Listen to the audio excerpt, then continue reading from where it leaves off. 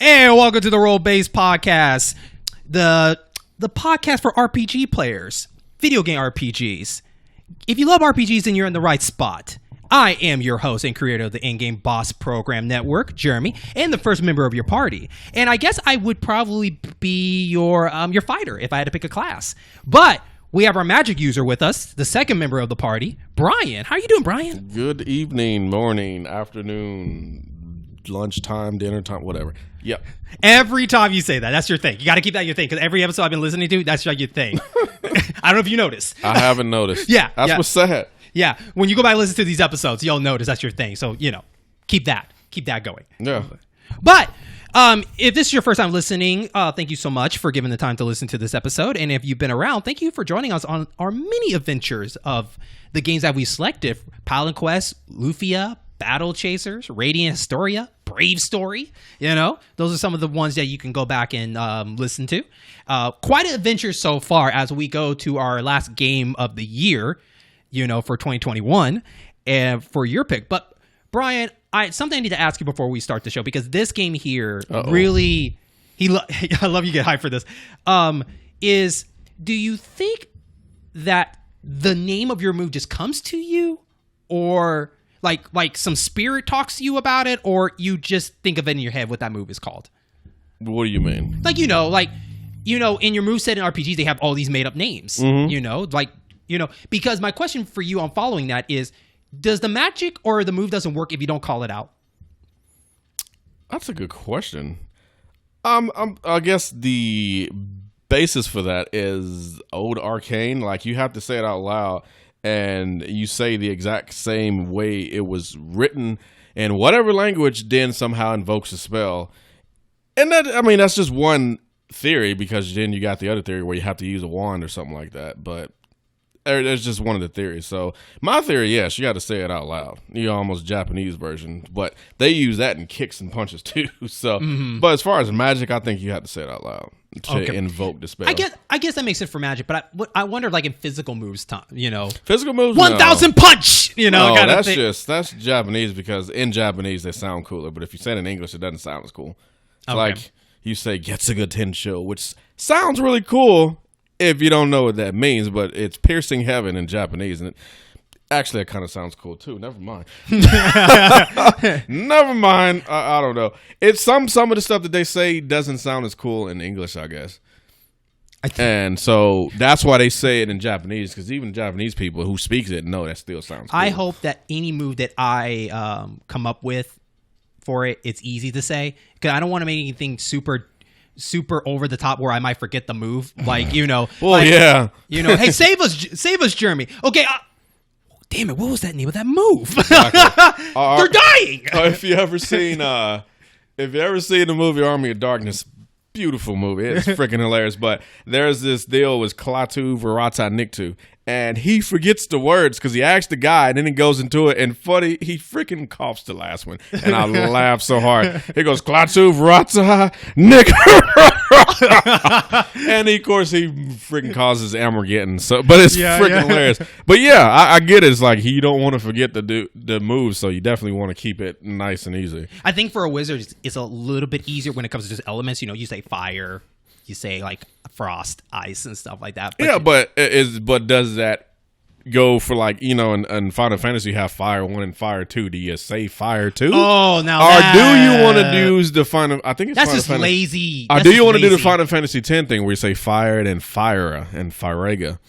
See, I kind of like that one better, you do? Honestly. Okay, it's better than putting instead a of Fire 2. All right, Fire 2. Like, oh crap! That sounds like you're a pirate or on a ship. Fire 2. I know that's the second canon. That's what it sounds like. Yeah. No, I agree. No, it's very interesting, because all these RPG games that we play in, that they have particular names of every move they do, and some of them are just kind of ridiculous. Some of them don't even match what they were talking about, in my opinion. But they're just there. So it's very interesting to talk about that. And speaking on that, Brian, you brought us your choice of game in this episode. And so far, Brian, on your journey, you have brought us Lufia and Battle Chasers, and so far, your picks has been, I guess, do you feel satisfied on your picks? No? I guess. Okay. I see. Lufia was better than Paladin's Quest, but that's our random pick. That's not really a good thing if you're better than a trash game. So, and then Battle Chasers, I started out with high hopes, and then after listening and turning my blinders off, I was like, you know what, this game is terrible. But and I don't know. I'm listening to the games. It's not like I'm picking them because they look super interesting, I guess. It's that I heard that they were. Like I've seen Battle Chasers, so I thought it looked cool. Mm-hmm. But, and then I've heard people talk about Breath of the Wild before, or Breath of Fire, so I was like, okay.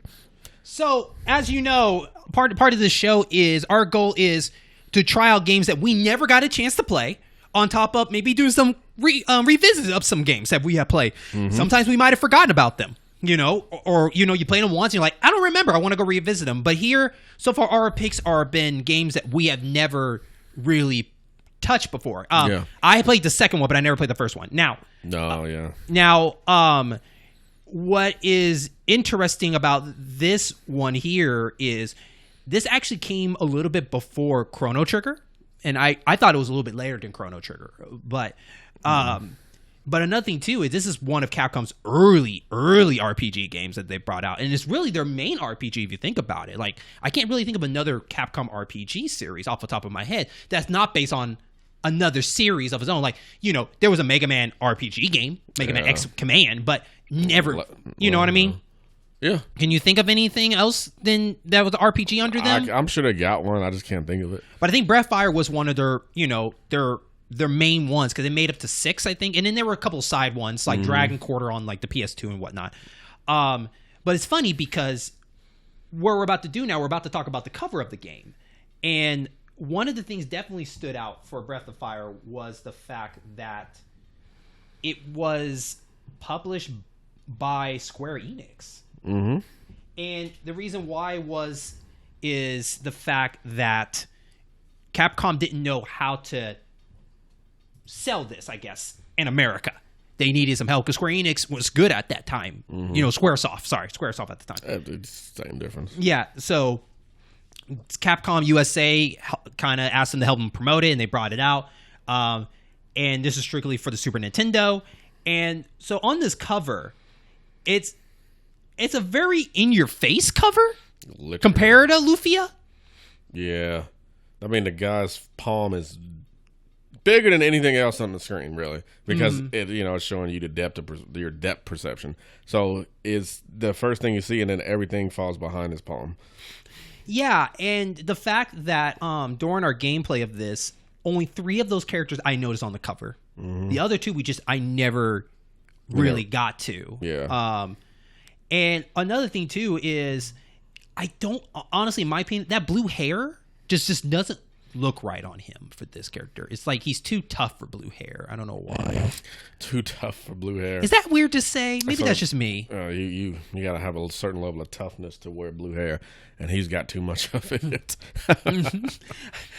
I guess so. I think, like, I don't know. I guess when I think of blue hair, I feel like you're like, you're more soft. Blue hair soft, but like, and he's the warrior, so you would think the blue hair probably would be a wizard or of support character. And then the fact that sword looks a little bit too short for him.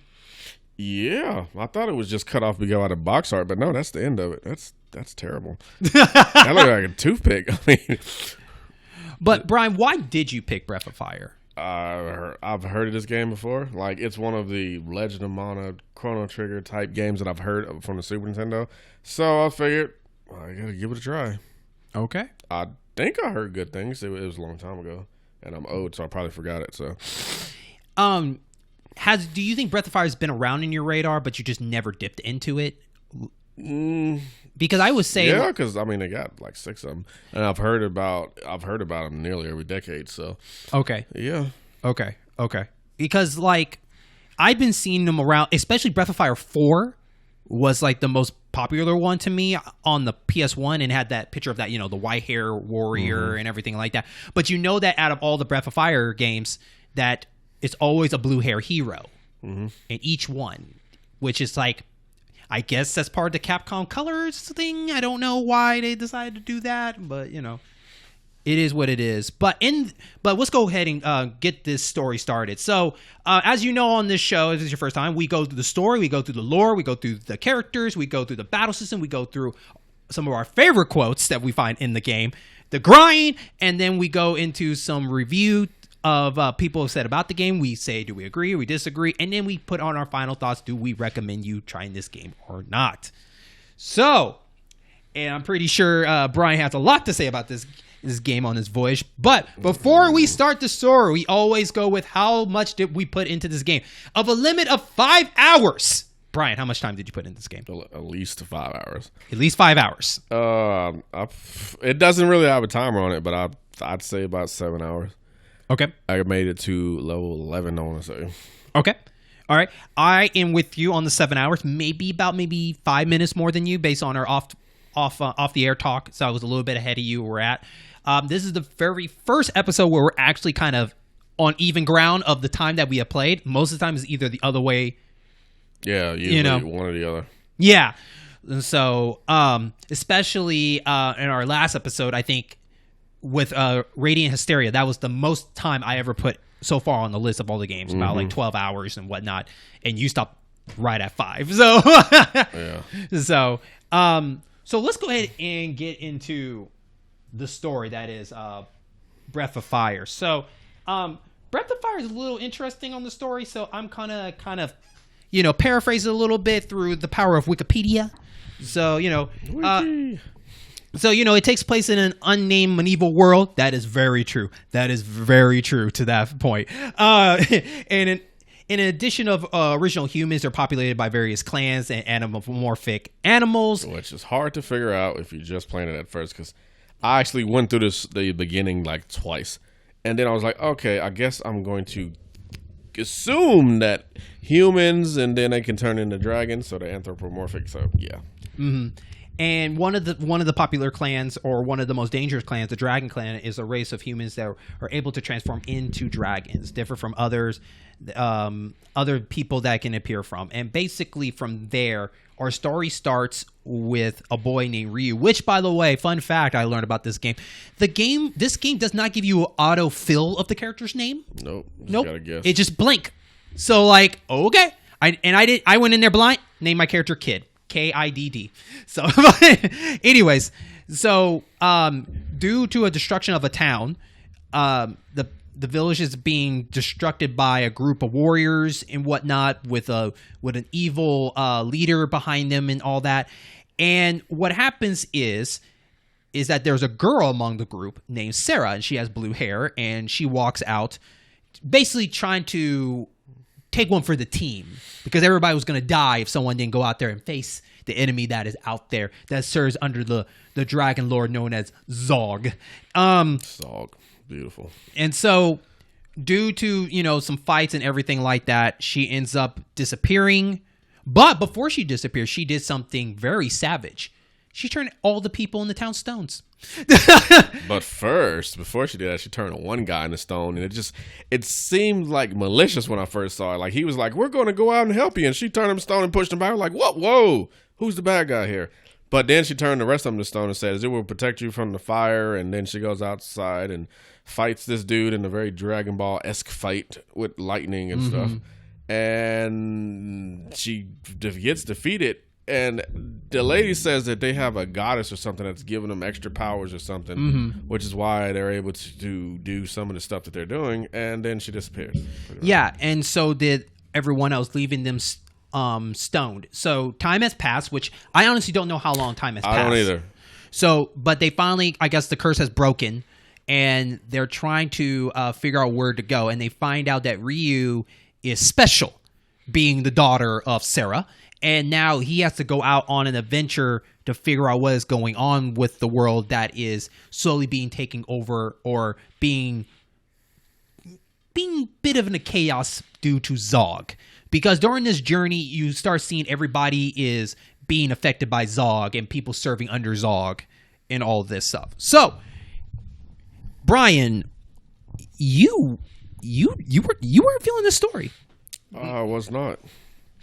Between it kept, it never like straight up mentioned that they were anthropomorphic. It just said, these dragons. So what I assumed when I first played it was that they're humans that are being commanded by dragons that I have not seen yet. So because they did not explicitly say that they're anthropomorphic at all, I just thought that they were being controlled by some dragons or something, like in some weird Lord of the Rings or I don't know, some kind of crazy fantasy story. But then I realized that they were between one quote unquote cutscene that showed I seen a guy turn into a dragon. So I was like, oh, okay, well, I guess that's that. And it's so kind of lackluster. Like it didn't build a world for me. It just seemed like episodic to me, honestly. It didn't feel like an overbranching deal. I mean, there was a big end goal, but then there was just these little mini stories, and they kind of didn't go together. At least it felt like it did to me, but I don't know. I think I almost forget every time until I go to a town that, I'm supposed to be doing something, because they're not really forcing the story on you. It's more of like, there's a story here, but you're going, and they're not telling you, because if you think about it, this game is very forcing you to go to town, like, and then you're trying to figure out what goes on in that town, and then you move on to the next story, and you find out the only connection is these people work under Zog, but you don't really get any details of what is Zog's plan yet. Did you even see Zog during the play? You didn't even see like what he looks like or anything, did you? No.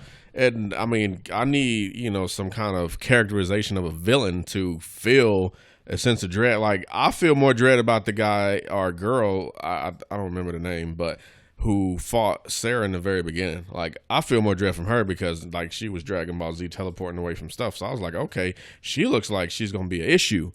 But as far as she supposedly worked for Zog, so Zog's the big bad guy. So why is it that I'm more afraid of her than the big bad guy? Because she gets more characterization than the other person, and that's bad storytelling. But again, these are the older Super Nintendo games where they were probably focusing on building the game more than the story.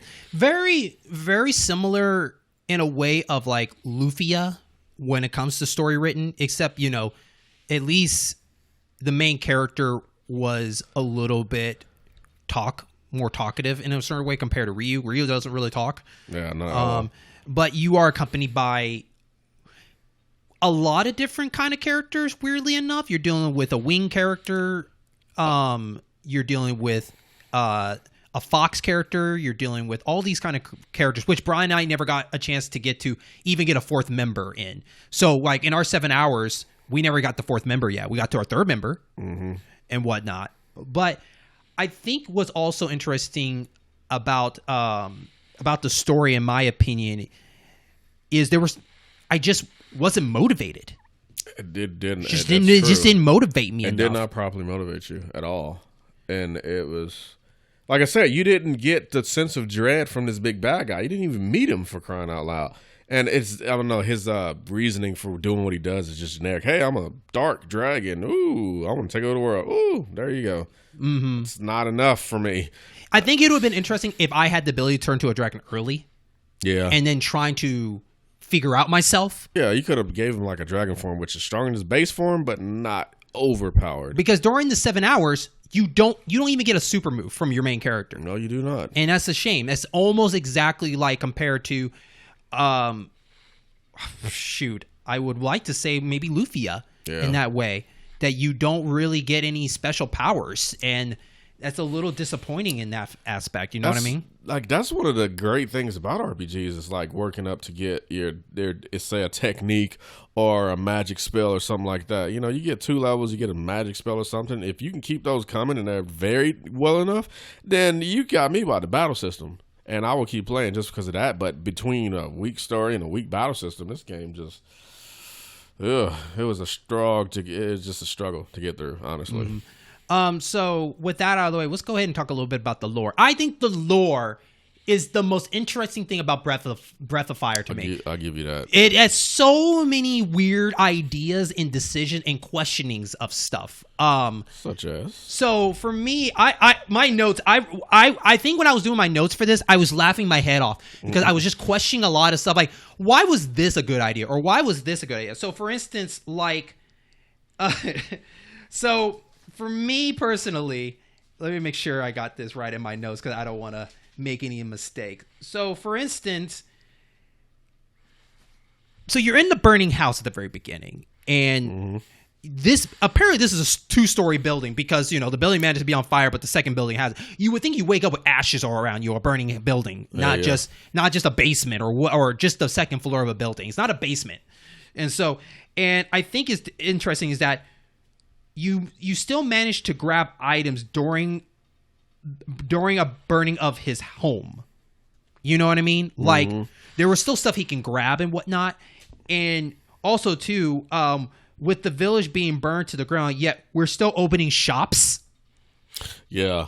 They just didn't have as many shops open. But there was 2 shops. The village was razed completely, but there were still 2 shops open. That doesn't make sense. And they charged me. Yeah, they did. And it costs. Your own town, when you need the hero to go save the world, but you still charge your money. We're like, hey, we got to depend on you to go kill the dragon. That'll be $5, please. Yes. Like, It was so weird to me because I was like, why am I paying you? Like, all this should be useless stuff. Like, this should be free for me. I should have a rusty sword. Something that says rusty on it. And then I'm upset because if you go back to the to the beginning of that, there's an axe inside the burning house on a wall. And I'm like, could I use that weapon? Like, did you notice that?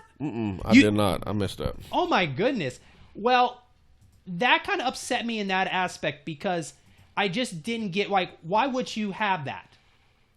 Why would you all of a sudden have an axe on the wall of this place and I can't use it? But I have to go out and go buy this stuff. That didn't make any sense to me.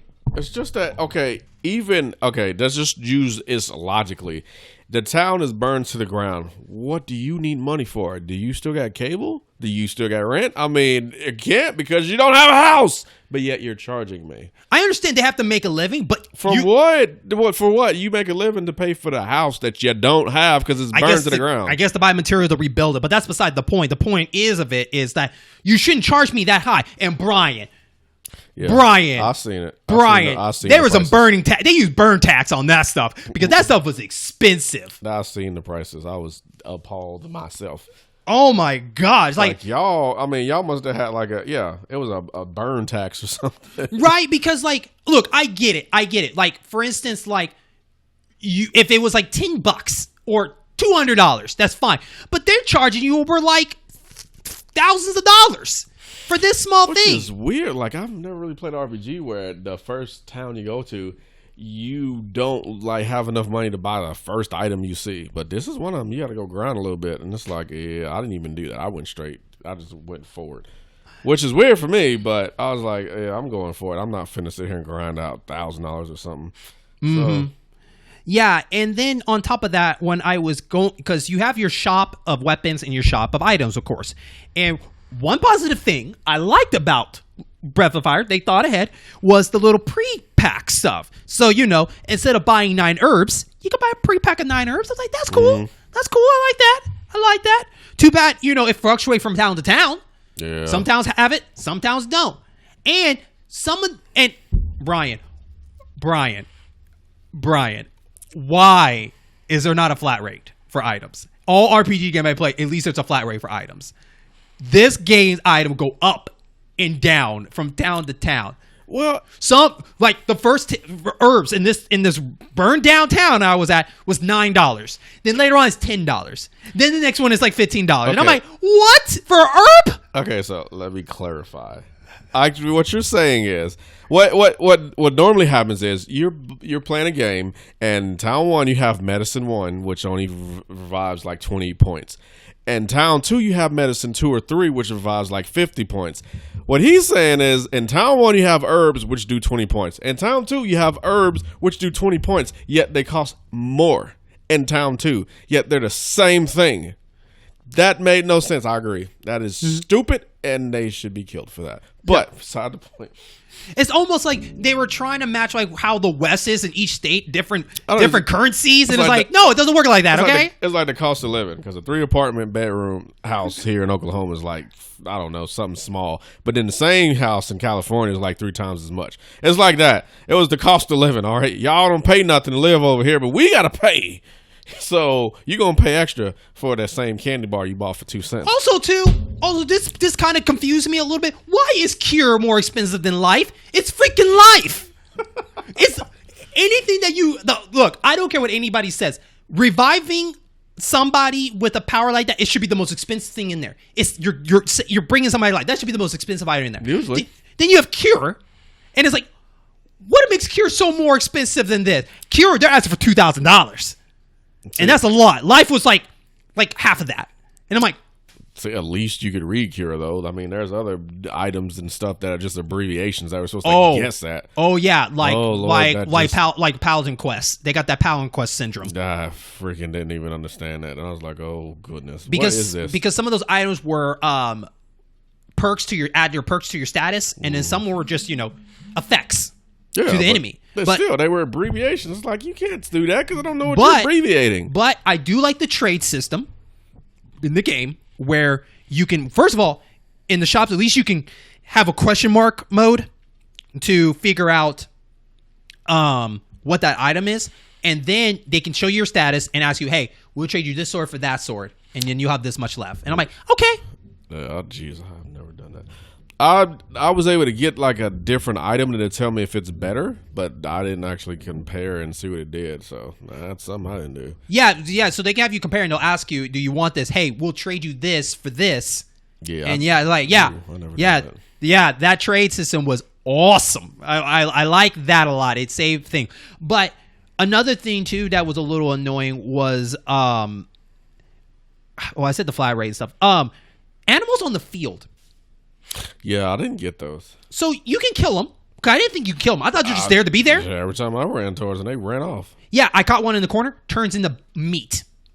Oh, I only got that one time, Brian. But I thought they were just there to be there, just kind of immerse with the world because, they also had a day and night system. Yeah. How many steps you have. Yeah, it was just weird, though, that day and night system. It was the most rudimentary thing I've ever seen. Like, this is the most basic day and night system I've ever seen. Like, it stays night for 2 seconds if you walk or something. I'm like, okay. Yeah, and it doesn't do the whole like different creatures come out at night differently from the daytime. It's just what it is. It's one of those, it just looks cool, I guess, in their own aspect. Well, one of the times you go to, you have to go enter at night only. Yes, that's probably the only reason why it's used for. Maybe you use it again later on, but that was the only time it's ever useful. And any other time it's just pointless. Kind of wish you could sort out your items. Yeah, that was a little like manually is annoying. After that, like I'll just leave it the way it is. I'll figure it out. I don't know. They had like this whole option when you started to bind buttons to menus and all this other stuff, which I thought was weird. You shouldn't even have to choose. Like, they should just tell you what it is. It's like you get to automatically choose and stuff, which I guess for some people might be cool, but I don't know. It seemed overwhelming to me when I first played it. I was like, okay, why do I need to do this? This is just kind of silly. It's too much. They should have let you do it if you want to, but by default, it should have been, triangle to bring up the menu, something like that or whatever. It seemed weird. And here again with Breath of Fire, they have the problem with Lufia does. But Breath of Fire takes the cake. Too many windows. There's too many windows you have to do in this game. Open up a window just to get to an item. Open too many windows. Even in the battle system, where we talk about later, there's too many windows to decide on a move. There is. There's just too many. And it's just trying a little bit too hard on that point. Like, Lufia had some issues, but this one destroys it in that aspect. It's far worse. I do like the fact, I never got a chance to use, but the storage space. So one of the shops have a store place where you can store your stuff, and it does transfer from town to town. Because I was going to be upset, like, if I had to go back to that exact town to withdraw that one of my things, I'm going to be very upset. But it transferred to town, so that was kind of cool. I never used it either. So. Yeah, but it was there. It was there. Because it doesn't happen until the third town. Now, one of the other issues too about this game is that out the jump when you start your adventures, it's a little bit too difficult for you. If you're watching this video, I died the first time I walked out because I didn't have the best weapons. I didn't have anything. I did too. And I got killed in 2 seconds. And so I had to get lucky that I fought like single people, only to find out, Brian, that your next shop is not until 2 towns later. Yeah, 2 towns. About 2 towns. Yeah, because you would think, hey, I'm going to the next town that is, I don't know, Brian, not burned down, but they don't have a shop there. Yeah. And however, you can find an item in one of that first dungeon, though. Yes, but if you survive that long. Yeah, and then as you go into the next town that is guarded by some of Zog's soldiers, henchmen, or whatever, the only place you can go is the weapon shop because the other shop is being guarded. So they don't make it easy for you in that way. They really want you to really like, this is a grindy game. Oh, it gets worse. Yeah. It gets so much worse. And so while you're going to these different things, I will say later on in the game, it did get a little bit easier to me personally. Because I feel like that they gave you a little bit more money as you went. That's just for me. And some of the temples and stuff like that, they will give you there's a lot of treasure chests in there. There's a lot of treasure chests in all these temples. And that's the thing too. Wow, they throw a lot of dungeons at you at the very beginning. Like each town after the first one is a dungeon. Each town has got a dungeon portion. Like I know the first town you go into, you go talk to the king or whoever, and you go into the castle and dungeon. Next town, dungeon. Town after that, dungeon. Every single one. It's like I don't know. I guess it just seems outdated to be just every town dungeon. Back then, it probably was fine, but now with some of these more sophisticated RPGs, it just seems goofy or overplayed, or they didn't know what they wanted to do, and it gets tedious as crap. Yeah, and then I think it took too long to get to your second member of your party. It took way too long to get that little wingly girl. Yeah. I think it took a little bit too long. I mean, we got 7 hours in and we only got 3 party members when there's a bunch. Her name was Nina. That's silly. Yeah. And it's the fact that when you meet Nina, then Ryu is not playable. No, you actually, when you first meet Nina, you meet her in a castle. In a castle, which another thing, Nina's a part of a Wingly or whatever they want to call them, and they are a race that can turn in. They're also anthropomorphic, but they turn into birds instead of dragons, which is kind of silly, but whatever. And you go to the town and you rest, and then you play as Nina and Nina only. However, when you do walk out and go into the dungeon, because there's a dungeon, you actually get help from 2 other Wingly people, which was nice because they're actually kind of strong. They are. They're basically kind of like the bodyguards. So I was wondering, like, so she's not strong, so I'm going to have to stick with her again. And it's like, oh my goodness, like, and she's not very strong. And then another few, I think actually, no, it takes a lot longer too to get Bo, the third member of the party. It just all took a little bit too long to get these members in your party. And I think that's the hard part about it is you're solo for so long at the beginning. It's easy to be turned off and walk away from this game. Yeah, because then you get the unfairness of say you're not trying to grind, because I didn't, which is weird for me because I always grind, but I did not try to grind, so I tried to run through it. Now you're gonna be alone for so long that you're gonna be fighting three monsters by yourself, so you're going to take damage regardless. Like, if you fight one person, you're going to take damage, but imagine doing it with 3. You can only attack one person, and hopefully you kill him in one shot, because then you don't take as much damage, but you're more than likely not. So then you just start getting beat up, and it's really starting to turn you off. It's like, okay, crap. And the cardinal sin of most old games is random battles, which I freaking hate. You're trying to go somewhere, and then you get popped up a battle, this or that, the other. And I swear, maybe it was just from my experience, but trying to escape was a free hit for the enemy. I swear. I always said failed every freaking time I did. Did you use their equivalent of Sweetwater, the marble stuff? Okay, so that one actually works. It's called marble, and you can use that. It lasts about a minute, and no one will come near you. Unlike the other game where it made it worse. Yeah, so this will keep battles away. Yeah, psych. Yeah, but the marble one works really well for that. Oh, well. Well, Brian, is there anything that stood out to you out of the dungeons that you went into? Any of them kind of stood out to you in any aspect? Well, one dungeon, the first one, had this pool that healed you, so it's like they were encouraging you to grind. It's like, well, here's a pool. Every time you touch it, it says, refilled all of your health. That's nice, though. So you guess what you're going to be doing here, buddy. Because in most of these old school RPGs like this, you go outside, you walk back and forth, you level up, and then you go in town and rest, because it's usually the cheapest way. Because you don't want to use any health potions or anything because you're going to need them eventually. So this one throws two pools at you. In fact, I believe on the first floor. And then when you go to the second floor, there's another pool, I want to say, or a third. I don't know, whatever. Mm-hmm. But it pretty much is telling you need the grind, which they wasn't lying because you fight a boss.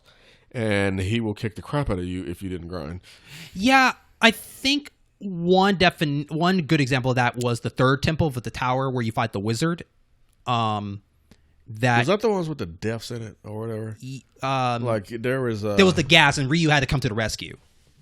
Yeah. To go save Nina. Yeah, they had like I swear there was two mini bosses in that one. Yeah. Yeah, a lot of dying there, and I was getting real pissed. Sorry if I felt far away from it. My mic turned on me. Anyways, yeah, there was a lot of dying in that temple because there's two mini bosses in there I didn't tell you about, and they will wreck you. And I got pretty mad. Yeah. I don't know how I feel about some of these temples because some of these temples were very questionable of why did they think this was the best idea. First of all, there's a lot of stairs in these games, like these temples. Like a lot of stairs, Brian. Speaking of the first temple, I played it for like maybe an hour before I even knew that in the first temple, this little thing that looked like a slab was a staircase. I thought I was stuck. I was like, okay, what am I not doing right? And then I somehow walked past it on the other side and went downstairs. I was like, what the... I thought this was a slab. Like, I thought I was missing something. Like, I needed a hammer because they got these bricks that are blocking the way. So I thought I needed a hammer to get to this other part. But no, the little stone slab thing was actually a staircase, and it does not indicate that very well. And that is a problem. So in the tower, this is funny to me, is because it caught me off. It caught me off guard here. Which, by the way, you don't get to know the name of these towns unless you talk to somebody. That's one of the things about this game is you really have to talk to people if you really want to know what's going on in the world. Like there's no personal conversation among the main cast. It's you got to talk to the people. And the bad part about it, the people in this game say the same dialogue. Like every 5 person, someone will say something completely different. So like they didn't do a good job of trying to make everybody say something useful. Mm-hmm. I mean, I get some people will say hi or hey, if you did this, but if 5 of them, it's like that turns you off. Like I don't want to talk to anybody else because that person's going to say the exact same thing this person says. Mm-hmm. Especially in the tower, in the castle where Nina was. Like 5 guards said the same thing to me, and I'm like, okay. But anyways, so in the tower where Nina was, she was knocked out by this wizard. And it's called Xeon gas. It's like a kind of a poisonous thing that these birds. But it only works on the winglings. Yeah. So winglings. So they go down. So they're down in this part of the tower, and one of the soldiers had to escape to go get Ryu or somebody, for help. But it threw me off because it's like I lost my mind when he turned into a bird. Because I was like, "You can fly. Why are you turning into an eagle? What?" That doesn't make any sense to me. And then, like, they fly off. Then these dragons fly up. And I'm like, where do these dragons come from?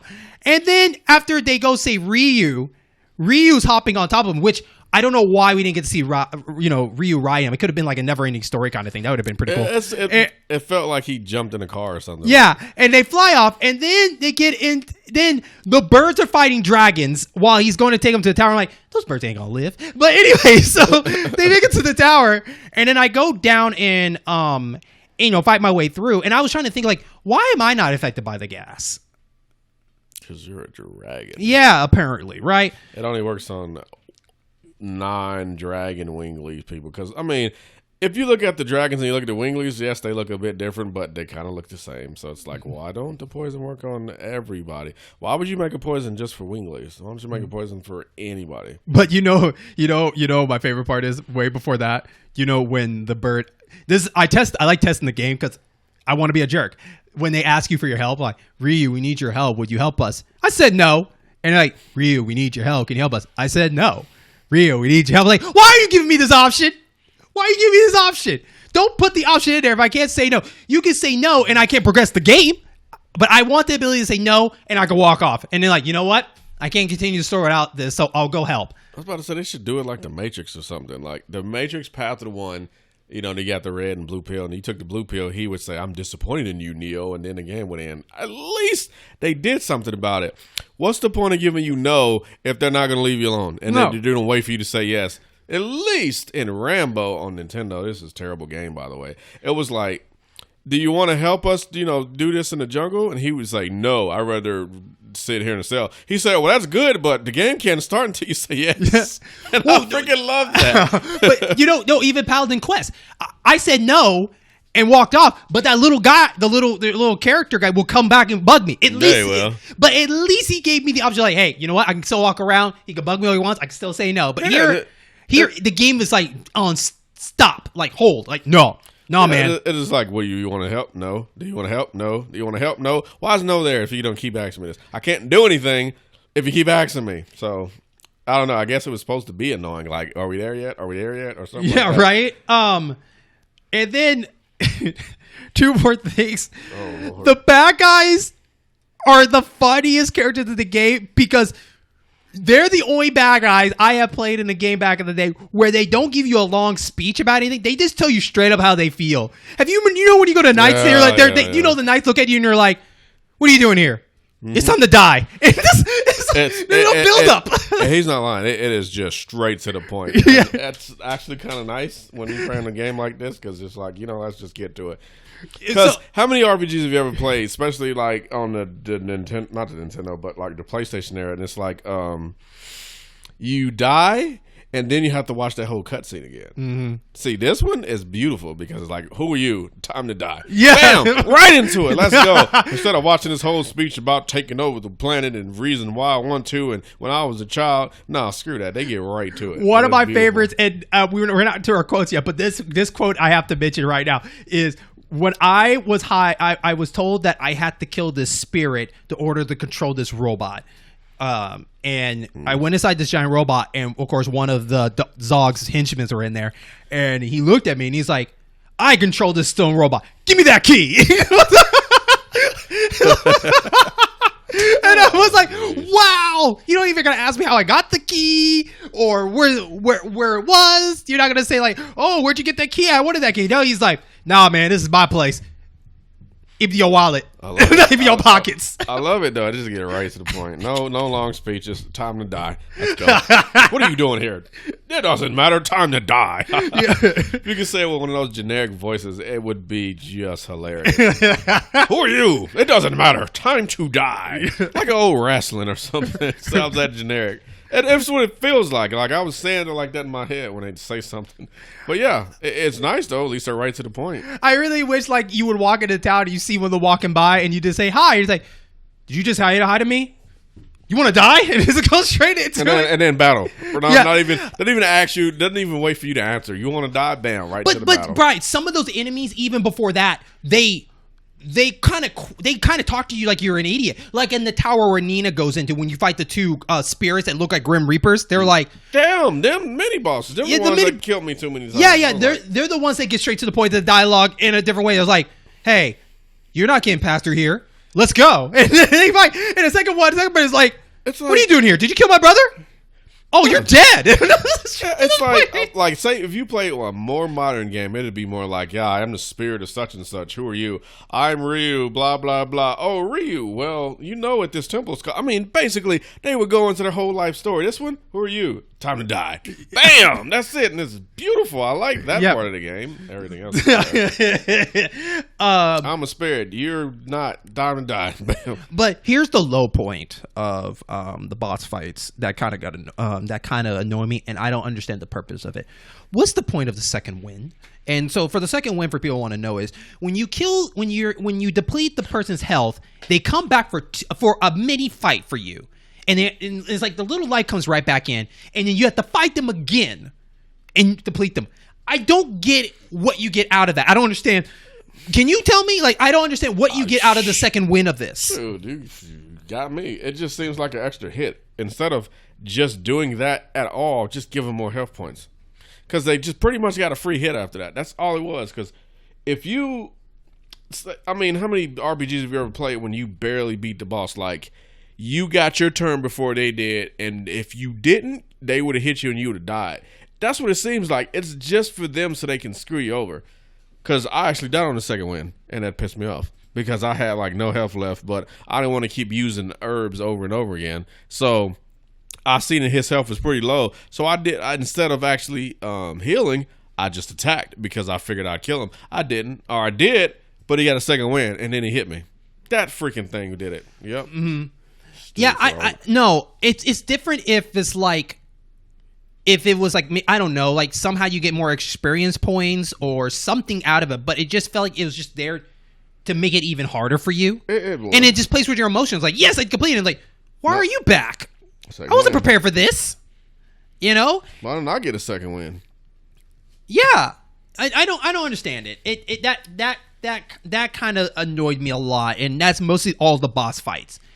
All the boss fights annoyed me because it just seemed you super ill-equipped for them. And two, like they never. Now, if they discuss it like Zaw gave us this ability, if we die, we get a second chance, or we all get talismans. But they never gone into the lore of telling us why these people get second chances. That would require them to actually tell a story, but they don't really do that. So. Mm-hmm. I mean, all the dialogue is like you said. Oh, why are you here? Time to die. I mean, it's basically the dialogue, really, and maybe, oh, you have to do this to get past here, or when you go to the Wingley town, you have to help her out just to get the chance to use the little whatever, I forget what he calls it. Mm-hmm. I'm like, why don't you just give me that in the first place? Why do I have to do this stupid? It's stupid. It's just dumb. So, is there anything else in the lore that stood out to you personally, or anything? Yeah, no, I mean, all ideas and everything sounds cool. Like the anthropomorphic dragons, the anthropomorphic Wingleys, and they got the beast race or whatever. It all sounds good. It's just they told the wrong story. Okay. But the lore is cool. It works. I mean, this is a town of fantasy and just a bunch of stuff that you generally don't see. So it's a good premise. It just, the execution of the story is terrible. Okay. Let's talk about the characters for a second. It won't take that long. No, it won't. So, of course, you play the hero Ryu, and Ryu is his chosen one, being the son of Sarah and he has the ability to turn to a dragon. But in our gameplay, we never got that ability yet. The one thing that we didn't say earlier is the light dragons somehow sealed away their power from the dragon. Okay. So most of the people that were in the town originally couldn't do anything with the dragon, just Sarah and Ryu. So okay, that's something.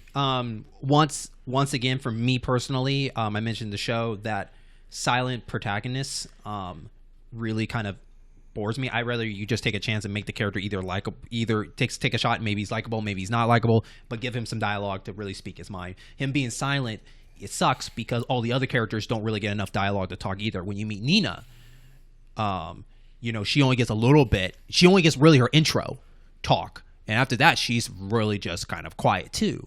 It's just jarring if you have a silent protagonist. It feels like all the other characters are talking to themselves because your protagonist doesn't ever say anything, or he has this really weird sign language that everybody seems to understand, but the people. And it's like, what do you think? And then your character will go. And it's like, kind of like Link. I agree. It's like, what? That doesn't make any stinking sense. Yeah. But yeah, I agree with that. Like back in the day, and I guess one of the reasons developers might do that is because they want to interject yourself into the deal. Because say like Grand Theft Auto, Grand Theft Auto Vice City. It was the first one where the protagonist actually had a character, and I hated him. I hated Tommy Vercetti. Mm-hmm. You can call me what you want, I don't care. But I hated Tommy Vercetti, and maybe that's why they try to do it silent, so you can make the character into what you want to be versus some guy that you don't like. So they don't want to alienate people who wouldn't like the character. But like I said, they should just take a chance. Yeah, and if you are going to say silence, give your other characters to be likable, or give them something to make them help for you stand out a little bit more. But if everybody's quiet, then it's like I'm just playing with a group of people that are kind of just there, and I can't invest into those characters. Because what you said about Nina is true. She doesn't talk, so now it's like, okay, so I got a protagonist who doesn't talk, and my second party member doesn't talk. So what are we doing here? Yeah, because even at the very beginning when she first came in, her personality was sassy. Yeah. She was sassy. She wanted to hurry up. And right after you rescue her, she just said, "I'm going to go with him." After they just saved her father. Yeah, it seemed just out of nowhere. Like, oh, I want to go in. Why? Because he saved you? Okay, good for you. What else? That's it. He saved me. Okay. Do you like him? Do you have a personality? Anything? No, he's just the guy who saved me. Okay, then. That's why they don't talk to each other. That friggin'...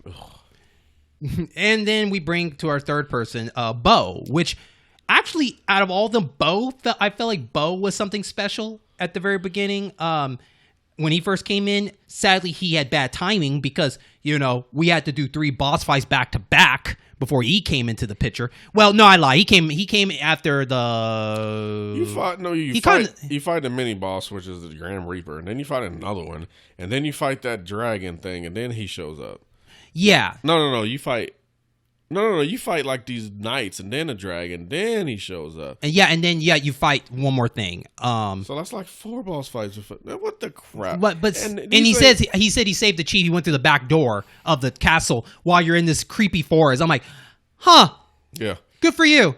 You know that I had to go get like a saw, the saw down this big tree to even get in here. Oh my god, yeah. Yeah. It's just retarded. Yeah. And and I guess we're not really giving you the idea of a boss fight, but I guess we'll get more into that in the battle system. But yeah.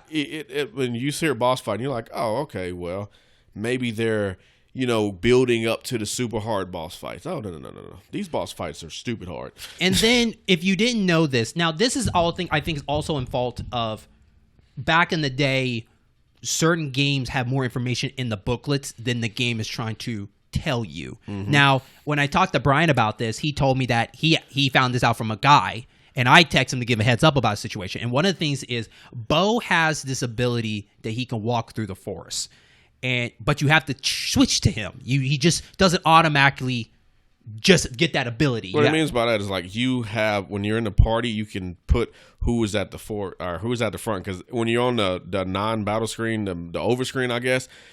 When you walk, you can see all of your party members instead of just one. Like some games, you can only see one, but this one you can see all 3 of them. If you put Bo out in front, he has this ability to walk through the forest, like through it. If not, in the open field map. In the open field map. If you walk to the forest with anybody besides him, you will stop at the trees. Yeah, and I feel like that it should have been automatic instead of I have to switch him as a lead person. It should have been that, or you shouldn't have been able to talk to a guy right outside the door of a shop to let you know this. It's like, what if I just didn't want to talk to him? You would have never knew. Yeah. What the hell, Bo? Like why didn't you tell me? Why didn't Bo say it? Right? Like, I can navigate the forest because I'm Bo. Nope. Some dude that you don't know and Bo probably don't know. Hey, by the way, you know that thing over there? Yeah, he could walk through the forest. How do you know that? Right? You've been following him around, you freak. It's like, I wish when we walked out of town, he comes up and hey, I don't look. I know Bo's kind of he's kind of slow, but he can walk through the forest. I'm just letting you know he's a little slow. Okay. Again, how do you know this? There's a dude in the town of you must be following him around at night because I don't know. It is weird. Like Bo should tell you, but then again, that would be dialogue between the characters. Which and it would have been helpful. Like if you accidentally run into a tree, then maybe he would have spoke out and said something. That would have been pretty cool. Like a little note, like, "Hey, I can walk through trees." Little boxes. Yeah, little boxes. By the way, I'm really good at navigating the forest. Perhaps you should put me in the front. Yeah, that's it. Problem solved. That's it. But again, these are those old obscure games which you had to pretty much go and buy a game, not a gaming phone. What was it back then? Game Pro or Nintendo Power to figure out what to do because they didn't gave you next to no guidance. No. And I challenge that it might be in the manual of that game. It might be. And that's what I'm thinking. I think most of this. I bet the whole more of the story lore is in those books because that's what they do. I bet you. Not the game. Like this game kind of give you a bit of an opening. But it ain't no Lufia opening. They give you an opening. They played you through the opening. This is just, talking. A little cutscene, if you will. Yeah, so that's what we kind of stopped at. So we didn't get far enough to know what the next characters were. But it was enough to show that whatever those next characters add, they're only going to have their intro, and then it's just silence for the rest of the trip. What I do know, however, is you could at least have 4 party members at once. So it's not, the standard 3. So that's cool. So let's do it, Brian. Let's get into the quotes before we get into the battle system. Any quotes? I got a quote. When you go into, I think the name of that town is Romero. There's a wizard. I know. Are you gonna say? Okay, go ahead. I know what you're gonna say. I think I have it. There's a wizard that puts something in the ground and it makes zombies come out in the town. Feels like dead or whatever. You go around and then you come back into town and you talk to this old lady who looks like the lady in the first, and she say, "It is the hour of the zombie," and I just laughed. It's the hour of the zombie. I'm like, I can just imagine somebody on the stage screaming out at the top of their lungs, "It is the hour of the zombie."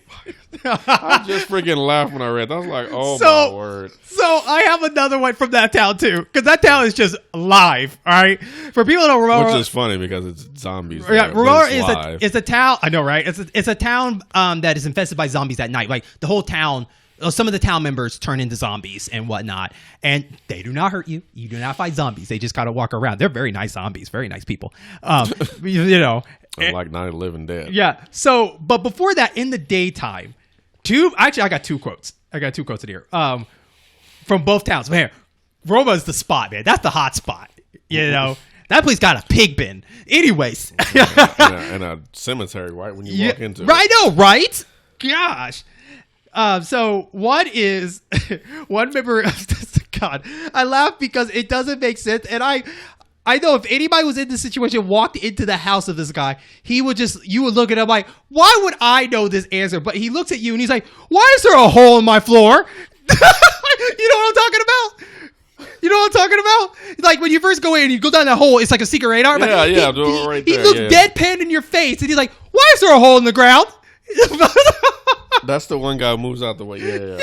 I was like, what? Oh, jeez. Like, you telling me somebody had built something under your place and you never noticed?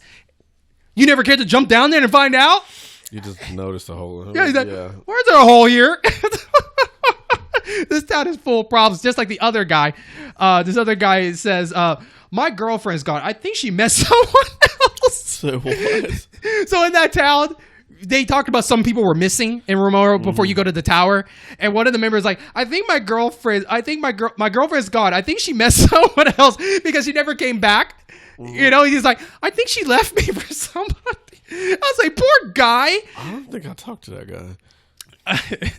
Or maybe I just missed the quote. I don't know. Yeah, but I think it's so funny because this town has very funny quotes, and it's like this town already has zombie issues.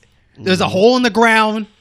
There's a giant pig bin everywhere. It's just that town is so weird, and just the fact when you go back and visit the leader, it's like, if you get this giant water jug and fill it with this cleansed water, then you can cleanse this town.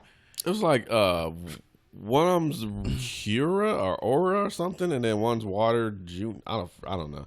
It was all abbreviated, so it's hard to figure out. But yeah, I know what you're talking about there.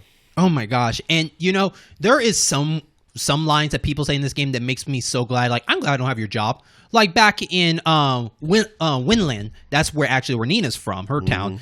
And the guard at the very front of there, he just tells you, this is Winland. Man, sucks to be you. This job must really suck. I mean, you're a warrior with wings, and your only job is to let me know what this town is. I'm sorry. No one could build a sign right here in front of the place. No. They have you here. They have you here to tell us that. So and it's like, I mean, that's what do you do if nobody shows up? I mean, that'd be even worse than saying this is Wingley like 30 times. Yeah. Or if you have a whole procession, do you say Wingley to the first guy? Do you say it to everybody? A lot of questions in there. I don't know, Brian. A lot of questions in there. But a lot of these townspeople, they have weird jobs that they do in their each town, because like some of the people look at you should be owning a shop. Why are you standing here doing nothing? Like, I don't get you. You're not contributing to the I don't get you. Like, what are you doing here? And just the fact that you really appreciate games where people have a little bit of life, where they walk around and like, I'm going to go work today and I'm going to go home and go to sleep. You know, like, it's simple. But here, people are just kind of like, my job is to walk in 4 spots. I'm going to do that for the whole time. I'm going to do this whole time. And it's not just this game. It's mostly old RPG games like that where their job is just to walk around. There's a new one that does it, but that game shall not be spoken of. Yeah. But I think that's just hilarious in that aspect. But I think the worst town is the one where Bo is, because it's one of those tales of two cities where you have to go across the bridge to go to the other town, then you have to go across the other way. Because you know why, Brian? Because the item shop is only in one town and the weapon is in the other one. I'm like, who thought this was funny? This is not a funny idea. This is terrible. Somebody probably thought it was clever, though. It was like, man, this is the best idea I have ever had. And they were wrong. They were very wrong. So, all right, let's go ahead and talk about the battle system. Brian, tell us about the battle system. Well, the battle system is basic and not super, I don't know, idiosyncratic, like crazy or anything like that. It's distance box standard. You know, you got attack, you got defend, you got run, which is useless in my experience. You got, and then I think it doesn't say exactly what it is because it's abbreviated, but I want to say it means auto battle. It is. Because there is about 1,000 freaking windows in this game. Do you want to attack? Okay. What attack do you want to do? Okay. Do you want to attack now? Okay. Are you okay with this? Okay. And then your character finally attacks, so you can push auto battle and it goes faster. And I think if you press a button, you'll come out of it. That's very true. I never really figured it out. I was just pressing, I was just mashing stuff when I was like, okay, I need to heal. And then you got magic spells, and I really didn't really get any. Nina has like a attack up and some other stuff, but as far as my main character, he didn't really get anything. So like Brian said, like at the very beginning, you see your group, and then if you want to fight, you fight, and then they bring another bubble up of what kind of move you want to do. Do you really want to attack? Do you want to use magic? Instead of just, could you just have the moves right there as the first thing I pick? Yeah. You're asking me, do I want to fight first, and then tell me? It's like why? Now I appreciate them showing you a bit of a meter of people's lives. Yeah. I appreciate that, but I would sacrifice that because you already have our hit points numbers in their own little box. All you need to do is just show the grid of the enemy. Mm-hmm. I don't need an extra window to show me what my person is getting hit by the bar, everything. If I can't read numbers, then I shouldn't be playing this game. That's very true. You know, I think it's cool at first, but it's too much work for what they're trying to do here. I think they did it to make it feel more action because the battles, let's be honest here, it's kind of boring. It's a little boring. Kind of boring. Very boring. You kind of have to turn your brain off, you know, and just click the button and just let it go. It's feel like they knew that. That's why they have the auto battle option. Mm-hmm. It's like, this is going to be very boring, so if you want to just kind of make all your characters attack, then just press this and go make a hamburger or something. Yeah, and by the way, auto battle, they just straight attack. They don't think outside the box. They're not going to heal your group. They're not going to do anything. It's just straight hit the characters. Yeah, so if your character's about to die, and their next auto battle will be to attack and not heal. So, yeah, there's no AI in it, I guess. It's just straight up, attack. Now, you have your special things like Ryu is the only one that can do counter, if you're lucky. Which basically means somebody hits you and you hit them back. Yeah, and then everybody in the group can get slammed. That's basically a critical hit. Mm-hmm. But they're very rare. Very. And I think the missed opportunity is Ryu should have points taken to do a critical hit. Like, I would sacrifice points if I can do a critical hit for somebody. At least give Ryu something, because Ryu through this whole game does not have specials.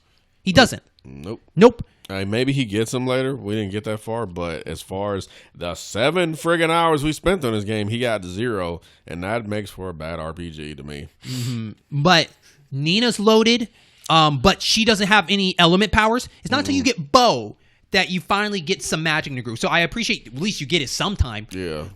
But she has support spells though. She has like a so that's good. I'll take that. She has attack up, which you want to use with Ryu. So and Fort is good.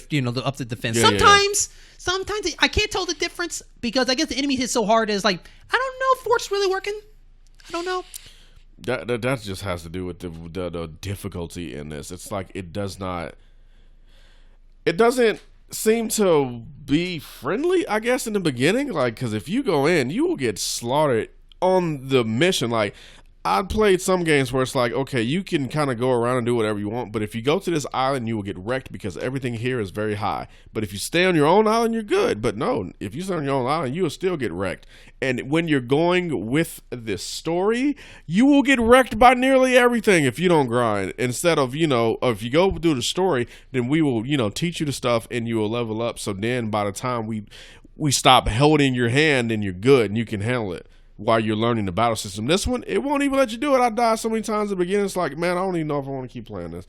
It was like, I should know how to play the game really good before you like kick the crap out of me, is what I'm trying to say. The first boss, if you don't level up at least twice or 3 times, he will wreck you, period. Yeah, and it's not one of those I make a mistake. It's just like, you don't hit hard enough. No, you do not. You just don't. Every freaking boss, like some games and whatever, some games it'll get to the point where it's like the whole purpose of this battle is to learn like the patterns of the boss and then work around them. This one is more tedious as crap. Okay, so I do learn the pattern, but now I'm only hitting for 10. He's got 200 hit points. So now it's just a long wait. It just becomes, I'm going to use so many herbs because I got to keep hitting them, and I'm hitting them for nothing. So, and then it just feel like I'm wasting herbs when I fought the first boss because I don't know how many times I used it. And it's not even like your speed gets better. Like some games, it's like, okay, your character's fast, so he gets more turns. No, it's always back and forth, back and forth, back and forth, back and forth, no matter what I'm fighting. Especially, at the beginning, and we're going to be talking about the beginning a lot because the beginning is tough because you got to deal with 3 characters at max sometimes, and they can hit you hard and they get more turns than you. Yeah, you got to hope for the best. You make it. And you don't have that many hit points. So you started at like 40 or something crazy. And I know I fought a knight in one temple, and that was still just Ryu, and he hit for 20. I only had, I want to say 50 at this point. I had 50 hit points. If he hits me for 20 twice, that's 40 hit points. And I don't care what anybody 10 left. And I don't care what anybody says. Like, for people that are listening to the show and they disagree what we're saying about like, well, this game is for the hardcore people. Just because it's hardcore doesn't mean it's fun. Yeah. There are hardcore games that can be fun. This is not one of those. Yeah. I was not having fun while this game was kicking my ass. And just because it's hardcore doesn't mean it's fair. Dark Souls is fair. I've lost to many bosses in Dark Souls, but at the end of the day, it's like, you know what? I shouldn't have done that, or I shouldn't have done that. This game feels like, what the hell else was I supposed to do? That is unfair. I don't like unfairness. It should not be this hard at this late in the stage. Or this, I said that all wrong. It shouldn't be this hard this early in the game. It should be this hard at the end of the game. But at that point, I already know what I'm doing. I know what skills I got. I know everything. I don't have any skills with my character. And I'm sure, I know at some point he turns into a dragon, and that's cool. But I don't have anything. Why is stuff already this hard already? It doesn't make any sense. And then you put the second win on top of that? That's so mean. And now you got a boss that you took 6 hours to kill because you only hit him for crumbs. He has the longest HP bar of the planet Earth, and then he gets a second win. I use a guide. On a lot of these boss fights. I was like, what's the strategy? I actually didn't use a guide. I pretty much did most of this by myself. Good for you. Honestly, I guess maybe you should have done the guide. I probably put more hours into it because I died a whole lot. Way too much. Because again, the difficulty is unfair. You know what's really weird? Poison. When you get no. Tell me if I'm wrong here. But when you get poison, you don't get poison in mid battle. You get poison after the battle. Like if you there's a bug creature that no matter what you will be poisoned. It's 100%. There's no miss or hope for the best. You will get poisoned no matter what. And when you get poisoned, 3 of them sometimes. Yeah, and when you get poisoned, you're glowing, but you don't get damage on each next round. You're just glowing. It's not until you're back on the open field. If you take one step, it hurts you. And I was kind of, well, that's interesting. That kind of makes it pointless because this guy's that's a waste of a move on me. Because I can just heal myself right after it, but I'm not getting hurt at the same time. It never gave me that urgency of I gotta heal my people. It's like, I'll wing it out. I got this. Like in general games and better games, honestly, when you get poisoned during battle, which is where you get poisoned, then every turn you take damage usually. That's how poison works. But this one, it only affects you in the open world. Now, every single step is a point of HP though, which sucks. Because if you don't have a cure and you're trying to walk back to one of the pools, because the pools will take away the poison too. I nearly died doing that. I'll take that over in game, because if everybody's poisoned, then you have to waste antidotes, all that. But if you're up in the open map, it just gets the group. Yeah. So I'll take that over that. So I kind of feel like that's kind of a nice thing, because sometimes because a boss fight, if a boss fight takes you 6 hours, as you say, and he can poison you, that's a bad time. But at least here, if he does poison, you're like, I think I'll be fine. You can finish the boss. Yeah, I can wait it out. And most after the bosses, there's like a cut scene or something like that. So you're generally good if you get poisoned by a boss. But again, you're just walking through the dungeon and you fight these roly-polies whose only attack is poison, and you fight 3 of them. You're going to get poisoned. So you're just wasting antidotes, and it's like, okay, this is bad. That's the only status effect I ever saw in this game. I never saw getting stoned. I never got... Well, I think one of them did like a strength attack. I want to say like strength down or something. Okay, yeah, but nothing. Like not like any body effect in that way. Like poison or blind confused, or something like that. Yeah. Sleep. I've never been slept. Like anything like that. Yeah. So that's interesting that you didn't get any of those elements. Now, let's talk about the most important item in this game, and I text you about it. Let's talk about this Earth Key, aka E Key. This device, it's so weird. And what it is, it's Earth Key, and what it does, it causes quake, and it can shake the room. Now, there's more keys like these in different elements, but in our 7 hours, we never got any new keys. We only got this Earth Key. The weird part about it is that one is located in your items, which it doesn't make sense to me, because it's like, why is this an item? This could easily be an item that no one could be paying attention to. Or on top of that, I told you in the text, is that this is an item that I feel like I use, and it'll disappear the moment I use it. Yeah, consumable. But it's infinite. You can use as many times as you want in the battle. Yeah, it was called Earth Key, right? Yeah, but it's abbreviation E Key. I call it E Key. Okay, so what do you think Earth Key does? Opens a door to me, right? Yeah. Why the hell would I ever use this? It's. But the plus side about it is it was infinite, and that saved a lot of time for me. Like when I go to boss fight, when I do like enemies on the field. That Earth Key wipes them out in 2 seconds. I'm like, good. You saved me some time. Let's move on. I honestly forgot when you told me, then I started playing it again, and then we were talking about the bow walking through the forest and stuff, and I don't know. After I watched through the forest, I completely forgot about the Earth Key, and I never used it. That's a damn shame, because that would have saved you a lot of time. Because what's bad?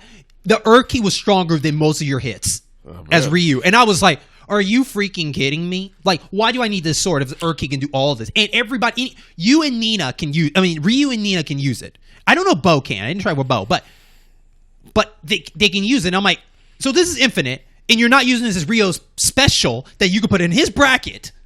Is in items. That doesn't make sense to me, and that was kind of weird for me. But on the plus side, I didn't know this until I read the guide. They said use the E Key. I'm like, what E Key to do a group attack? What? I didn't know that. I thought you only used the range. And it also attacks groups. Because the Earth Key, yeah, it casts everyone in there. See, that's another thing that some RPGs don't do. Like, they don't give you a group spell at first. They give you like a single spell. Because sometimes you're trying to save HP. You don't want to kill everything at once. No, they want to attack a single target. But it's nice that at least they gave you the option to attack everything. Yeah, but that's the only thing, right? Because I can tell from everybody else, Bo will never have a hit all attack or anything like that. You know what's weird?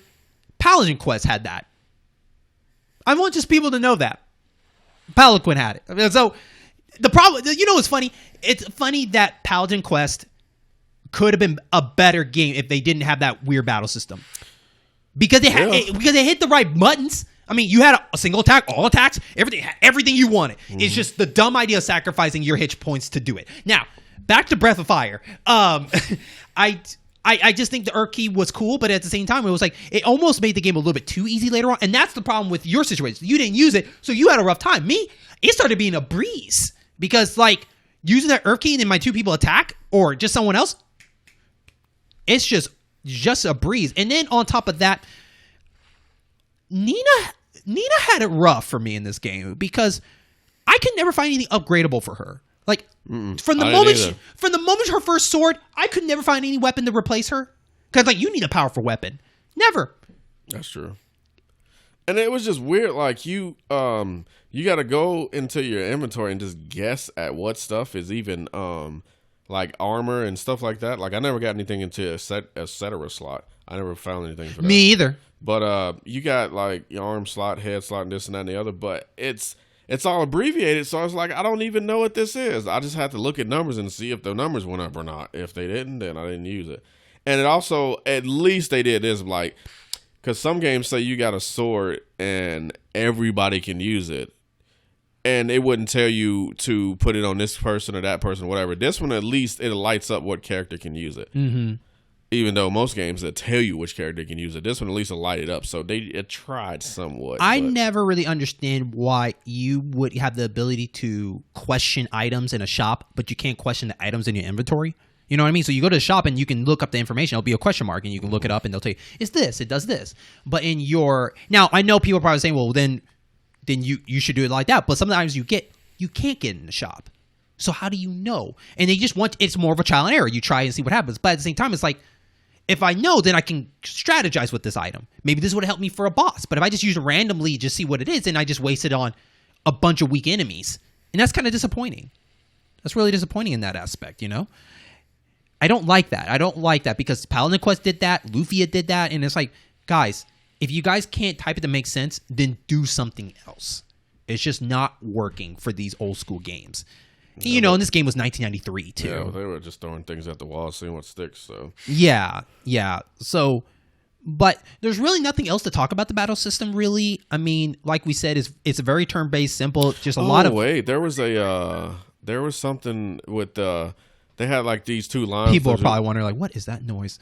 Go ahead. They had two arrows or whatever, and I swear I saw my character jump back. I didn't know the purpose of that because I only used it once. I never used that. I don't know what you're talking about.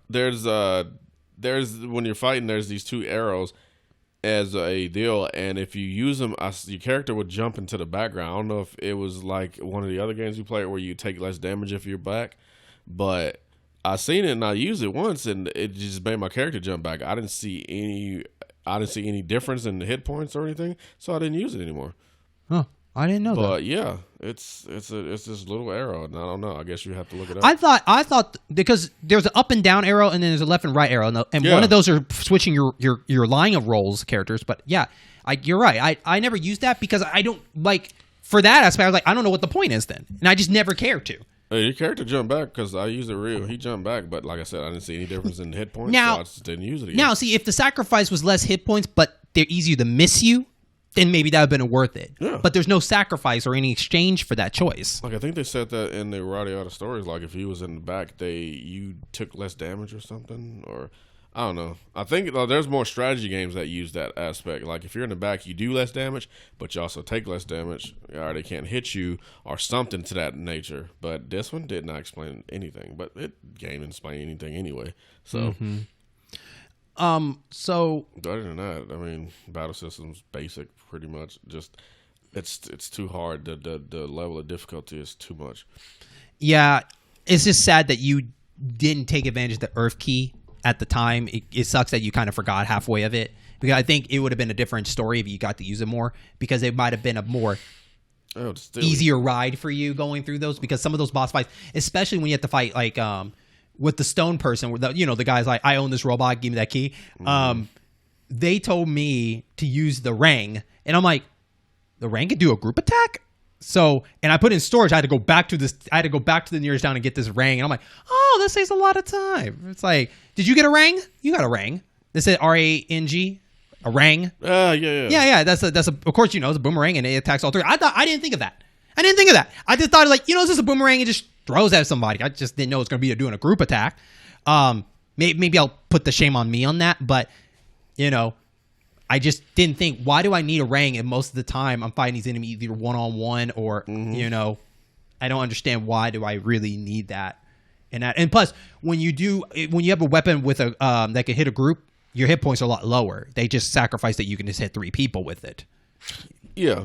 Yeah, that's how you balance it out. Yeah, so I just never cared to use the boomerang because there's always going to be less hits. And so moving on, the grind. So we did get... Oh, there's a grind. So tell me, Brian, what did you notice on your grind when you played your 7 hours? Like anything that kind of stood out to you? Yeah, not really. It's the basic grind. It's just... like I said in the very beginning, you got to stick around in town, obviously, because you will lose a lot of hit points because it's just you, and you're usually fighting 3 people, and that means you're going to take more damage than you want to. So it was like 4 battles, and then I had to go back to town, and I think that was silly. But and then of course you had to grind if you wanted to do well, because I was like, my problem with a lot of RPGs is I like to grind till I'm overpowered. But that was taken away from the story, so I tried to not grind hardly at all. But there was no that all the other games you grind too much and you didn't need to, but this one I needed to grind. Yeah, and I had to grind at some points because I could not beat that frog. I had to grind on him. I grinded like 3 or 4 levels, which I probably should have grinded more and made it easier. But I was able to beat him, but it was so close. And what sucks is before I beat him, he did that second win thing, and I had no health left, and he got his free hit, and he killed me. No, I stopped playing for that day. Pissed me off. But yeah, the grind is necessary. You have to. These bosses are so overpowered, it's ridiculous. I definitely recommend you buy as much health packs you can. Oh yeah. So you don't have to go back to worry about town. Like in the beginning, don't buy no swords, don't buy no armor, don't buy nothing. Buy all health stuff. Yeah, and buy antidotes and buy health potions. All of them. Yeah. Till you run out of money. Yeah, and then when you go out there, because like almost every battle, you're gonna have to heal yourself, and you want to avoid healing yourself mid-battle. That's what you want to do. Because that's a free hit for the enemy. Yeah, so you do it right after that fight and move on. And then it kind of got a little bit easier for me once Nina came into the picture. That, not just for her help, but she's just another option where your main guy is strong enough to attack. She can just basically play your support of healing you, protecting you, as you can keep grinding and playing through there. Exactly. So your character can focus on straight attacking while she can focus on the healing. So then you don't have to worry about wasting a turn, because when it's just Ryu and he has to heal and attack, you get screwed hard, especially if you're fighting 2 things. Mm-hmm. Or if you're fighting like an enemy that does way so much damage that it doesn't matter. Like you got 10 hit points left and he hits for 20. So you heal yourself for 40. Now you're at 40. And then he hits you. Now you're back down to 20. It's like, okay, I got to heal again. And then you're stuck in this little loop. And I've played some games like that, and that just pisses me off, and I can't stand it. Now, not for herb, but for magic, I like the fact when it comes to healing or some kind of element protect you, I'm glad they think of that first. Because most of the time when I have Nina either got a cure or do something, at the beginning of the fight, when everything's about to come in, she's the first one that goes. Because regularly it's mostly Ryu first and then Nina, but when she has to use element, they put her up first. Like, okay, we're going to heal him first immediately. So I'm glad they did that. In that aspect, did you notice that when you played? I did notice. Okay, yeah. So anytime Nina needs to heal somebody, they put her over. Now, if it's an herb, she's like almost the last person that gets it. Meanwhile, Bo, it sucks because one of the issues too about this is when you get your first character, you're never around to get them armor up. Bo was tough when you first got him, because when Bo comes in, he almost died immediately. Like because when I walked out of the forest, there was this Green Knight that always showed up every fight. Yeah. And he can take down Bo almost in one hit. Mm-hmm. And it's like, oh my God, can I get out of this forest? And the answer is no. No. Not with the Green Knight. No. And Bo, and problem is too is Bo got kind of the shitty end of the stick. I feel like Bo should have got 2 hits. Like you see him shooting 3 arrows and you get 1 number. I'm like, we give him 2 points to give him something, like maybe a 14-14 or something like that. But you're a 5. Like, funny enough, his name is Bo, and he uses a bow. Right? But don't be confused. He spells it B-O and not B-O-W. Yeah, yeah. So, but either way, like I feel like Bo kind of got the shit into the stick right when you leave the place, because it's like Bo is kind of useless because like. He's going to die in 2 seconds. So the grind for him was a lot tougher. Plus, all the armor, some of the armor that you get later on the game, the exchange is not worth it. Like, I would get great defense, but man, they cut your action off. And it's like I don't want to sacrifice my action. The action is great because I get to go faster and go first.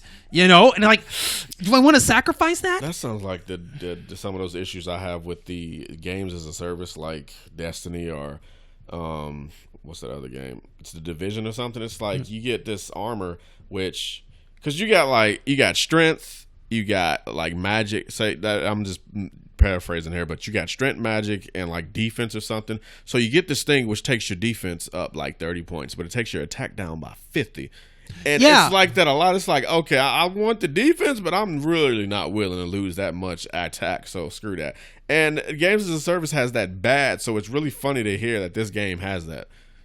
In that aspect, right? Because I'm pretty sure you're agreeable with this, Brian. Like, I'm fine if you take 1 point off of something there, but if you're taking more than what I'm getting out of the exchange for that, I don't want it. Yeah, it's like, okay, I'm getting 5 health points, and I'm losing 5 defense.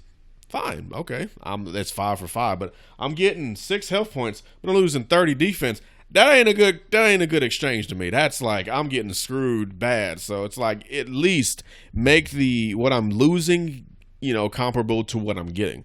They don't even do that. And again, that's my problem with Games as a Service. And like I said, it's funny to see that it's in this RPG way in 93. So one of the, of course, things about the grinding is making money as you do this. And the money structure for this is so weird.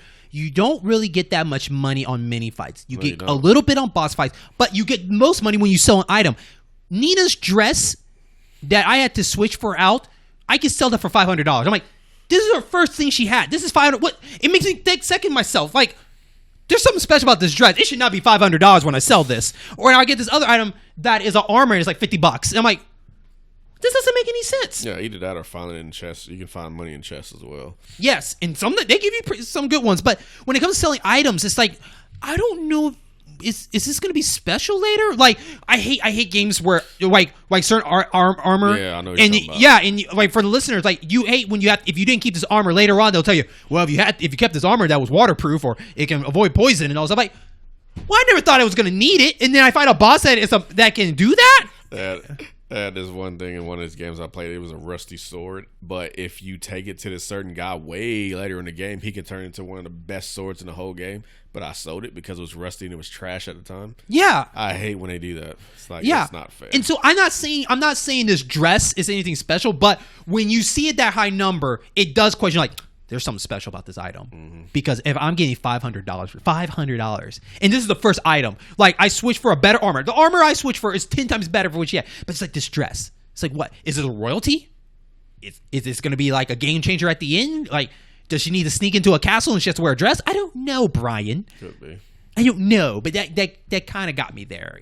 So the grind was not easy, but I will recommend people to, heal up before you get beat up. So, moving on. So, let's get into some of the old school reviews. So, as you know, this game came out in 1993. So, one of our things is that we like to read some of the reviews they say for the game and see if we agree or disagree with what they have to say.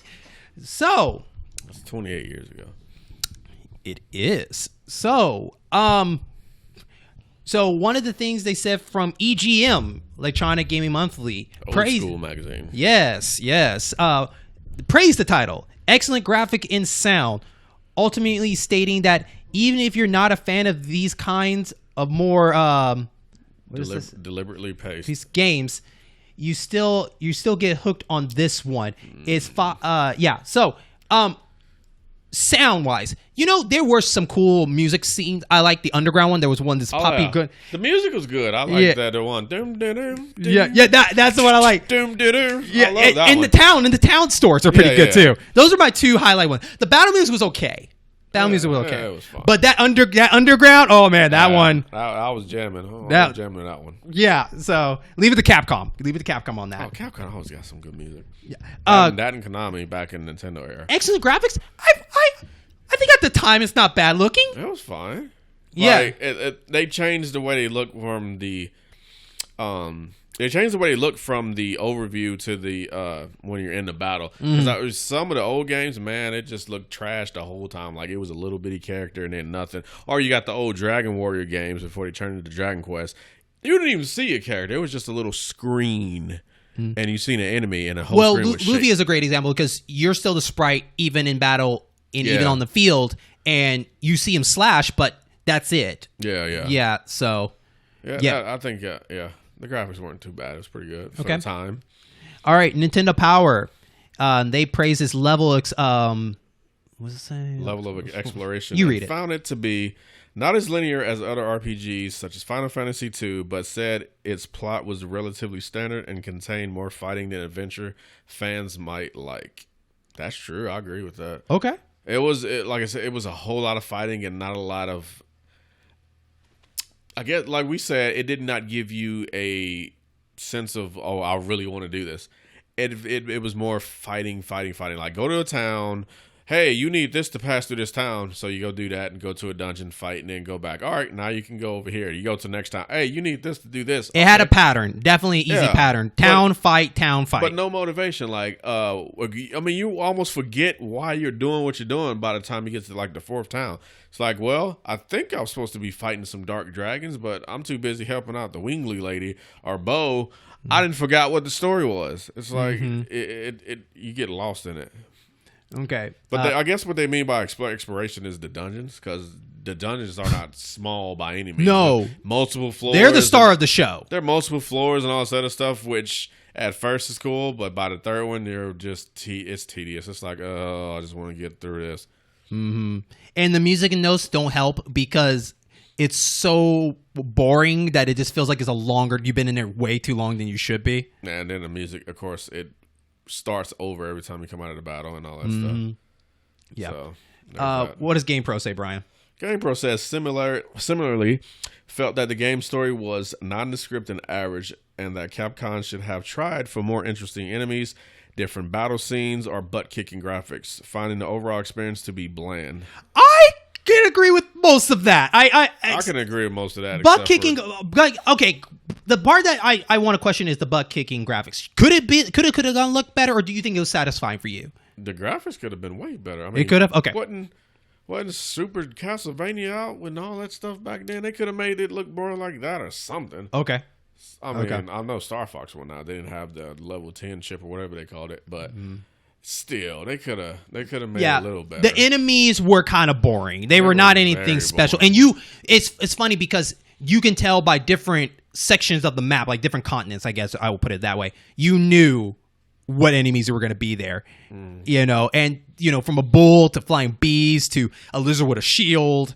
Yeah, there wasn't anything. Even the bosses were kind of lame looking. Yeah. One guy was just a knight. Yeah, how many knights are you going to fight in this game? The two-headed dragon I thought was okay. It wasn't. I forgot about the two-headed dragon. Yeah, it was like a red and a blue dragon. That one wasn't too bad. The Grim Reaper was a Grim Reaper that looked like a ghost, and it was called Mort, which means death in French. But so it was a Grim Reaper pretty much. Mm-hmm. And then what was the other thing you fought? The wizard. He just looked bog standard to me. Nothing special about it. The frog wasn't anything interesting. Frog was just a big frog who spit at you or used his tongue. Ooh, that's very different from a normal frog. Yeah, the different battle screen. Yeah. The battle screens were the same. It was like, okay, I could change it up or something. Yeah, I agree with GamePro says. Definitely agree with what they say. Do we have one more? You got Electronic Games if you want to go. Sure, try. Electronic Games gave it a full A+ rating rate, stating that it is considerably longer than Final Fantasy II and superior in every way to Wizardry 5 and Eye of the Beholder. Not even sure what those two are. And concluded that Capcom's masterpiece has all of the necessary elements of a top-notch RPG. You can tell he was playing in the moment. Yeah, he either got paid off or I don't know what. No, I think he played in the moment and he thought it was awesome compared to Final Fantasy II. That's true, because we have a very skewed vision because we've seen RPGs that could tell a great story and have a great battle system or give you some kind of motivation. We're looking at this from the future, so it's a bit difficult. But then again, back then, I hated RPGs, so it wouldn't have mattered. And plus, he said it's longer than Final Fantasy II, so that's a positive for him that the game is longer. To me, I mean, the only reason why it feels longer because the grind was long. That and the dungeons were so... Yeah. They were not straight to the point. There were so many levels, and you had to figure it out. If you're first time playing and you had to figure it out, it gets annoying. And you had random battles the entire way. Mm-hmm. Yeah. So... now, most of the time we have reviews from the community, gamers themselves. But this game only had the GBA reviews for that, and we did not do the discussion of the GBA edition, which they said they had cutscenes and a little bit of upgradable stuff. So, but we didn't manage to get a copy of that. But give or take, they both should be playing similarity, right? So, with that, Brian, Nope. Breath of Fire. Nope. Would you recommend it to anybody? Nope. This game is terrible. It's not as bad as Paladin Quest, but I mean, what is? But it is like they're in the same neighborhood of badness. Like they right down the street. So it's not enough motivation to keep you into it. So if that's the problem, then the battle system's supposed to pick it up. But the battle system itself is box standard and nothing special. But it takes too long to get skills, and then the difficulty and the enemies you fight is far too much for the beginning of the game. So I don't know how you would get through this game, honestly. So what's your take between that and Lufia? Lufia? I'd suggest Lufia first, even though Lufia does have some battle spikes, but it just doesn't. I mean, this game matches you in the ground from the beginning and keeps you there. At least Lufia gives you a sense of, hey, you can do this. You're good. You beat these people up. It's not too bad. Oh, by the way, right after this cave, there's this big green thing that's going to wreck you. But at least it gives you some kind of, okay, maybe I should have grinded more or something. Versus, I have to grind to beat the first boss. That's ridiculous. So I'm also a no, only because compared to Lufia and Paladin Quest, like, tell you the truth, I would pick Paladin Quest over this game, only because I know Paladin Quest is more interesting. Yeah. You basically put it where I was trying to lead it to. Thank you. It's boring. Breath of Fire is a very boring game. It plays too safe. It's not taking a chance on any new ideas. Paladin Quest, for better for worse, it intrigued me because I was laughing my head off and very confused at the fact of their battle system, but it was still entertaining in that aspect. Here is just more of cut and paste the same thing over and over and over again. And if you want to continue story, you just have to just do a boring grind. And there was nothing there for it. There's no reward for grinding though. No, because, and I want to make sure that why I'm defending Paladin Quest in this comparison is because, at least for Paladin Quest, some of the characters do have dialogue. They do talk. Those characters are a lot more interesting than some of these characters. Now, I know that we have probably not hit the meat of the game, but the goal of this show is that what can our time with that game within 5 hours or more show us? And if this game cannot even convince me to be intrigued within the 7 hours, then why do I care what happens next? Why do I care if he has these dragon powers? I shouldn't have to wait this long for something. You should give me a tease. Give me something that makes me want to go. And there was no tease on this ride. There wasn't. You didn't give me a chance to be a dragon. You didn't give me a chance to turn into anything. You gave me characters that support me on the ride, but you didn't give Ryu anything for me to go on to root for him. And that's the problem with a lot of RPG games is that you're not giving me anything. Hell, I know Lufia, you don't really get anything in that, but at least the kid thinks he's maximum blood and shit. But I'm just saying, give me something that sacrificed the time that I want to play for that. There's nothing that just hooks you. Like you said, there's no hook. There needs to be a hook. And if you're RPG, you need a great battle system and a great story, usually. Okay, if one of those are lacking, then, you can even still rush through. I mean, you can still push through it if one of those are lacking. But when both of them are lacking, it's really hard to keep going. It's like, okay, well, I don't want to play this because the story is retarded and I don't know what's going on. But I love the battle system. I had battle chasers for crying out loud. Like the battle system, story was terrible. Mm-hmm. Or, the battle system is a bit of a grind, but I'm so intrigued in the story, I want to keep pushing. This had neither. So that's what you mean more about Paladin Quest. At least there was some interesting story in there versus the battle system being bad or something else being bad. This has neither. The story is boring. The battle system is just too much. Or bog standard. It's unseasoned mashed potatoes. Just imagine biting into that. Yeah. Ugh. Lovely. So with that, we're going to go ahead and wrap up our episode. That is the Role-Based Podcast. I want to thank everybody for listening to this. As you know, this is part of the In-Game Boss program that we're gaming on the variety shows. So definitely check out all our great shows. And as you know, this is the last game that we're doing for this year. In the next episode, we will be talking about ranking our games. Brian will have his own list. I'll have my own list. And we're going to surprise each other. The way we're going to do that is we're going to just say the name and we're going to say, where did you put it on your list? And we're going to discuss about it. We don't know. What is the best one on the list? What is the worst one on the list? And that's going to give us time to sit there and kind of think about it for a little bit on our own and discuss about it and come back in. Brian, that sounds exciting, right? Yeah. Yeah. Yeah, and then get ready for the next season because there's a lot more RPG games that we definitely got to throw at you. So if you have any suggestions, don't hesitate to leave a comment down below if you're watching the video, or if you are listening to us, on the listening site, leave a comment and tell us what games that you think we should try to find and play it. As you know, this is not a full review kind of show because a full review means we have to beat the whole game. This is more of just an open discussion of the journey we are playing in this game as you join the party that is Brian and I. This is a glimpse. Yes. And maybe down the road, we'll talk about did we complete any of those games that we mentioned or anything like that. That will be interesting. And then put our full final thoughts of that. And I want to thank everybody for joining us on this journey. So with that, thank you. And we'll catch you on our next adventure. Party disbanded.